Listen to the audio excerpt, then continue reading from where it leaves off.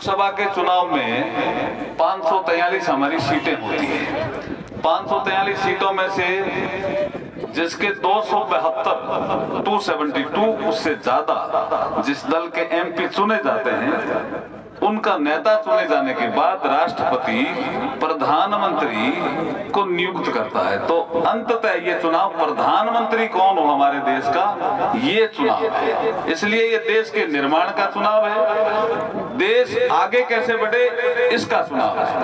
अब आपके मन में आ रहा होगा भाई प्रधानमंत्री करता क्या है, ऐसा क्या काम करता है प्रधानमंत्री जिसको हम प्रधानमंत्री को इस लोकसभा के माध्यम से हम सांसदों के माध्यम से चुने। दो काम होते हैं प्रधानमंत्री जी मेरे हिसाब से बड़े, और भी काम होते हैं, दो बड़े काम। एक काम होता है देश की सीमाओं की सुरक्षा। हम सुरक्षित रहेंगे तभी तो हम ठीक रहेंगे ना देश में, सीमाओं की सुरक्षा। और ऐसा नहीं है कि पहले वाले प्रधानमंत्री कर नहीं रहे थे, कर रहे थे, लेकिन कुछ कमियां थी जो जिक्र करूंगा।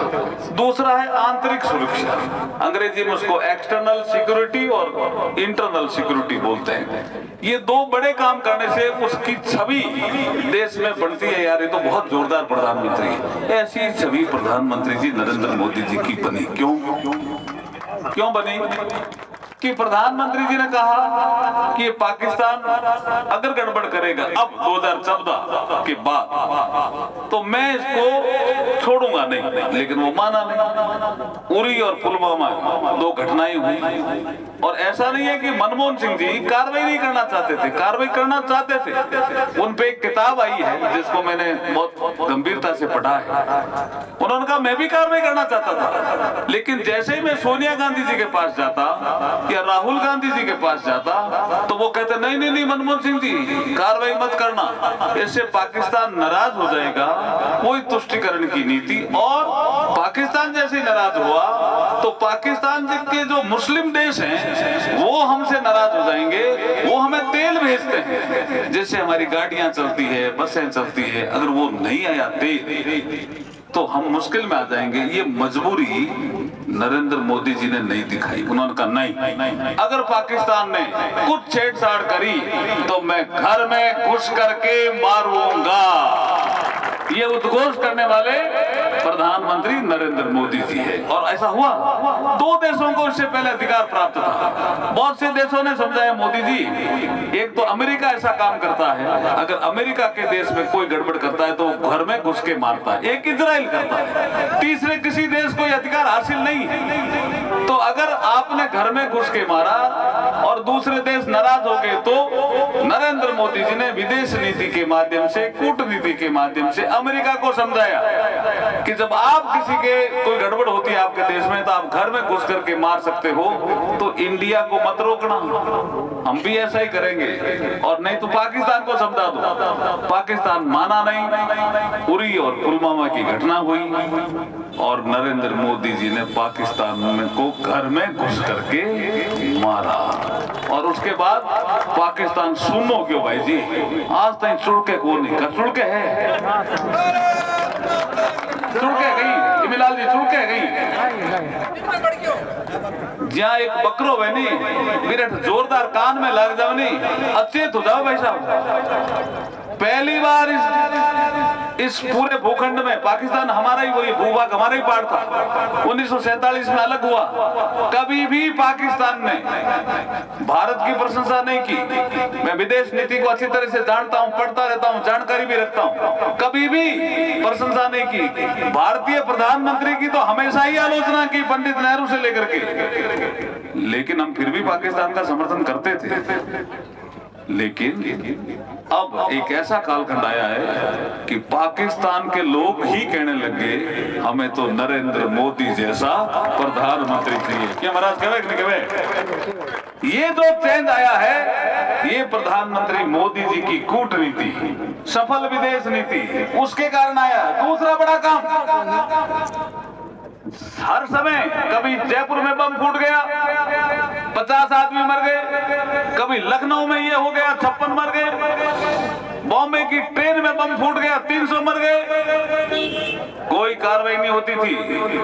लेकिन अब बम फोड़ना कट गया भाई जी, रमेश जी बम फोड़ना कट गया था, नहीं ना तो कट गया, बिल में घुस गए, पता ही नहीं चला। ये दो बड़े काम जो प्रधानमंत्री जी ने किए हैं, पूरे देश ने नरेंद्र मोदी जी को ऐसे ऊपर उठाया जिसकी कोई कल्पना नहीं। अब और क्या काम प्रधानमंत्री जी करते हैं? प्रधानमंत्री होते हैं देश के नेता। नेता होता है वो नीति बनाता है, और नीति जब ठीक होती है, नीति जब ठीक बनती है, जब नियत ठीक होती है। प्रधानमंत्री नरेंद्र मोदी जी के नजदीक बैठने का अवसर आप लोगों ने मुझे दिया, एमपी बना करके। मैं आजकल थोड़ा नजदीक तो बैठता हूँ, हमारे सामाजिक का चुनाव लड़े जगह यहाँ एक आलोचना भी करे, रामस्वरूप जी करे नहीं ओ कहीं करे है कि बीकानेर हो एमपी, और तो मोदी जी खंडे बैठो रहे थे, बैठ जाओ थाने बैठा हुए मोदी जी तो भाई गुण मना करे थाने। नरेंद्र मोदी जी जैसे सर्वाधिक लोकप्रिय नेता, वो अगर बीकानेर के एमपी को बुलाता है, बैठाता है और मेरे साथ चलने के लिए मुझे कहता है, तो ये तो बीकानेर के लिए गौरव की बात हुई, नहीं आलोचना की बात कहां से हुई भाई? आलोचना करो तो ढंग से करो भाई। ये चुनाव के विषय में अब प्रधानमंत्री जो नीतियां बनाई, 112 नीतियां बनाई है। अब आप देखिए, इससे पहले भी प्रधानमंत्री थे, शौचालय गांव में क्यों नहीं बने? प्रधानमंत्री जी ने एक टोली बना रखी है, उस टोली में मैं भी हूं। वो मुझे ये ड्रेस से देखते हैं और ऐसे पूछते हैं, अर्जुन जी गांवों से क्या समाचार लाए? सबके अलग अलग काम बांट रखे। मेरे कुछ काम ऐसे हैं जो प्रधानमंत्री जी को अच्छे लगते हैं। जैसे एक केसीसी का काम मैंने करा, कई बार मैंने बताया भी, यहाँ दोबारा बताना चाहता हूँ। मैं एक बार अनूपगढ़ गया हुआ, अनूपगढ़ में एक केसीसी का किसान मुझे मिला। उसने कहा एमपी साहब मेरे आज केसीसी फोड़ने टाइम हो रिन्यूअल, बैंक कह रहा है कि पूरे पैसे लेके आओ, मेरे पास पैसे नहीं है, और मैं आड़तिये के पास आया था तो आड़तिये के पिताजी की डेथ हो गई, दुकान बंद है, अब मैं पैसे कहां से लाऊंगा, और केसीसी मेरी वो फोड़ नहीं रहा। मैं यहाँ अनुकोट में था उस दिन, मैंने फोन किया उसको, माना नहीं। दोबारा मैं घरसाना गया, वापिस आया, मैंने कहा क्या हुआ साहब? उन्होंने कहा साहब पड़ोस वाले आड़तिये से 20,000 रुपए लिए मैंने एक दिन के ब्याज के, और भी ने दिखाया पैसे भी दिया भी आड़तिये, और 20,000 रुपये भी ब्याज भी दिया, दिखाया हमारी केसीसी पूरी। जाए पूछे मोदी जी मैंने गणे गांव से क्या समाचार लाए, तो ये समाचार मैंने कहा, तो मुझे कहा इस पे काम करो। मैंने कहा साहब मैं करता हूँ, शुरू किया। फिर 3-4 महीने बाद मुझे पार्लियामेंट में मिले, अर्जुन जी क्या हुआ केसीसी का काम? मैंने कहा साहब मैं बोला नहीं। उन्होंने कहा क्या हुआ? मैंने कहा हमारे बड़े मंत्री अरुण जेटली जी भी नहीं चाहते कि ये तो होगा नहीं, तो मुझे कहा अलग से चैम्बर में आओ। मैं गया, बोला क्यों नहीं कह रहे हैं? मैंने कहा साहब वो कह रहे हैं कि प्लानिंग कमीशन का ऐसा नियम है, आरबीआई के नियम है, संशोधन करना पड़ेगा। तो उन्होंने कहा मेरे यहाँ मीटिंग बुलाओ। उनके यहाँ 5 बजे मीटिंग थी। मैं प्रधानमंत्री जी का आभार प्रकट करता हूँ, उन्होंने बैंकों से एक ही सवाल किया कि कोई व्यापारी आपसे सीसी लिमिट लेता है, जब तक वो डिफॉल्टर नहीं होता है आप उसको नोटिस नहीं भेजते हो। इस किसान को हर 6 महीने में पूरी रकम लाने के लिए क्यों मजबूर करते हो? ब्याज से काम नहीं चल सकता क्या आपका?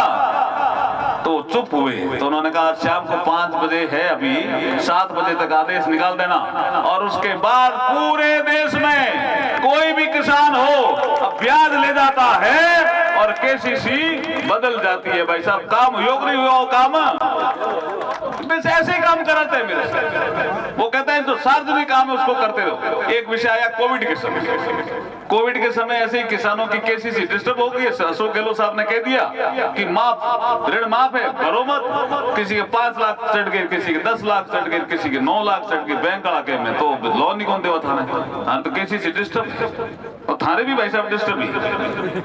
उसके बाद जैसे ही मुझे 3-4 पूछा भाई क्या है समाचार, मैंने कहा साहब ये जो केसीसी का डिस्टर्बेंस हुआ है, अशोक गहलोत ने कह दिया ऋण माफ, राहुल गांधी बोल गए माफ हुआ को नहीं, चढ़ की केसीसी शिगला में बहुत डिस्टर्ब हो गई है, लोन मिले को नहीं, बहुत समस्या है।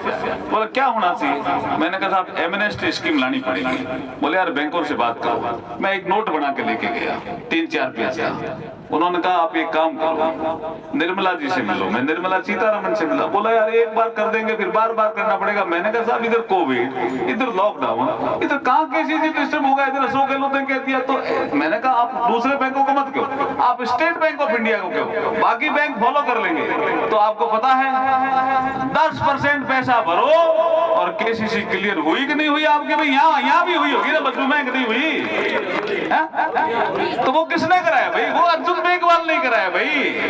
अगर मेरा प्रधानमंत्री जी से संबंध ठीक है तो मैं काम ज्यादा करा सकता हूँ ना, इसमें आलोचना क्या है। पूंदरा सर वाले गए थे, पूंदरा सर का ही प्रोजेक्ट था। आपको कितने माफ हुए भाई साहब, आप कई बार कहते हो 10 लाख थाने भी छूट गया, तो बोलो कौन कहीं, मोदी जी धन्यवाद तो दो।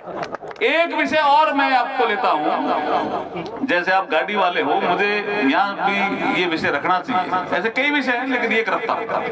एक हमारे बाना का आदमी, डूंगरगढ़ का बाना, जगदीश क्या नाम था उसका, वो बाना, उसके 8 ट्रक फंस गए। कहां फंस गए, नेपाल बॉर्डर पे। बरसात आ गई, पानी से भीग गए, आरसी भीग गए। आपका ये फिटनेस सर्टिफिकेट होता है, राम राम साहब, एक मिनट 5 मिनट तो थान तो घेरे भी आवड़ा, बात कर लो, बैठ कर, चिंता मत करो। तो उसके बाद क्या हुआ कि 8 के 8 ट्रकों में जो कागज थे वो भीग गए पानी से। वो मुझे फोन करा कि मैं डूंगरगढ़ का ही रहने वाला हूँ, बाना का, जगदीश मेरा नाम है, ट्रांसपोर्टर हूँ। मैंने कहा हुआ क्या, 8 के 8 ट्रक मेरे 3 दिन से खड़े हैं, करोड़ों का नुकसान हो रहा है, माल भरा हुआ है और मेरे रिकॉर्ड जो है ना वो सारा पानी से भीग गया। तो मैंने कहा क्या करना चाहिए कि साहब छुड़ाओ कैसे करके। मैंने बात की, आरटीओ ने कहा नहीं फिजिकल कॉपी चाहिए, लेकिन छूटा नहीं सर। लकीली मेरे संबंध थोड़े ठीक है नितिन गडकरी जी से जी, तो मैं मिला, उन्होंने कहा ऐसे नहीं, प्रधानमंत्री जी से मिलो, इसमें संशोधन करना पड़ेगा। मैं मिला, मैंने कहा साहब एक डिजी लॉकर करके टेक्नोलॉजी आ गई है, और उससे क्या करोगे। मैंने कहा ये फिजिकल कॉपी हर किसी से मांगता आरटीओ वाला, लाइसेंस दिखाओ, फिटनेस सर्टिफिकेट दिखाओ, इंश्योरेंस के कागज दिखाओ, आरसी दिखाओ, फिजिकल। और फिजिकल फट जाए तो कहते हैं सही नहीं है, नाम सही नहीं है, और पानी से भीग जाए तो वो कहता है नहीं कोई काम का ही नहीं, और खड़ा कर देता है ट्रक। बोला क्या हो सकता है। मैंने कहा फिजिकल कॉपी की जगह डिजिटल कॉपी हो सकती है। डिजी लॉकर एक टेक्नोलॉजी आ गई है, उसको हम कंप्यूटर में डाल देंगे, कंप्यूटर से वो मोबाइल में पहुंच जाएगी, और जैसे वो मोबाइल में पूछे आरसी कहाँ है, मोबाइल खोल के दिखाएगा, कोई आरटीओ नहीं पड़ेगा, नागरिकों को सुविधा हो जाएगी। ये हुआ कि नहीं हुआ काम, वैसा हुआ। बस यही काम मोदी जी हमसे कराते रहते हैं। वैसे गोविंद जी पूछे कहीं करा, वो परचो है देख लो, वो ये करा है? क्या करते हो, ये पर्चा है भैया, इसमें समझ लो क्या करते हैं। नरेंद्र मोदी जी एक अलग, एक श्रेष्ठ इस देश को प्रधानमंत्री मिले हैं। अभी गोविंद गिरी जी ने कहा, हम एक पवित्र धरती पे बैठे इसलिए मुझे याद आ गया, गोविंद गिरी जी ने कहा कि आपको श्री राम, अच्छा मुझे संस्कृति मंत्रालय दिया, उसका जिक्र मैं बाद में करूंगा। मुझे उन्होंने कहा कि आपको 3 दिन का फास्ट करना है। प्रधानमंत्री जी ने अपने स्टाफ से पूछा 3 दिन का ज्यादा कितना हो सकता है, बोला साहब 11 दिन का हो सकता है। प्राण प्रतिष्ठा करने वाले कुछ साधु 11 दिन का भी फास्ट करते हैं। फास्ट कैसा कठोर, चटाई पे सोना नीचे, चटाई पे, और कोई अन्न नहीं लेना। वो साकार वगैरह ले लेते हैं ना फास्ट में, वो भी नहीं लेना। रामरत्न जी घंटा है नहीं, कोई अन्न नहीं लेना, कोई फल नहीं लेना। तो फिर प्रधानमंत्री जी 11 दिन कैसे रहे, 16-16 घंटे काम किया, खाली नारियल पानी पी रहे। ऐसा कोई आदमी, तपस्वी आदमी ही रह सकता, और कोई नहीं रह सकता। सर्वाधिक लोकप्रिय नेता हैं संसार के, सर्वाधिक, और यशस्वी भी हैं और तपस्वी भी हैं। मुझे जब संस्कृति मंत्रालय दिया तो मैं प्रधानमंत्री जी के पास गया, मैंने कहा साहब ये क्या महकमा दे दिया, इससे मुझे क्या करना है, क्या मुझे कई काम आपसे कराने हैं। तो मैं बाद में धीरे धीरे समझा क्या क्या काम है। अब मैं देखता हूँ क्या काम करा दिया।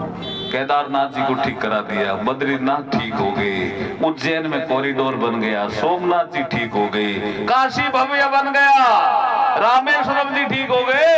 और जब अयोध्या में प्रभु श्री राम की प्राण प्रतिष्ठा हुई तो पूरा संसार ये कह रहा था, वाह रे नरेंद्र मोदी, वाह नरेंद्र मोदी, जय श्री राम। ये नरेंद्र मोदी जी का चुनाव है जी। और मुझे नरेंद्र मोदी जी ने टिकट देकर के आपके बीच में भेजा है। मैं आपका आशीर्वाद मांगने के लिए आया हूं।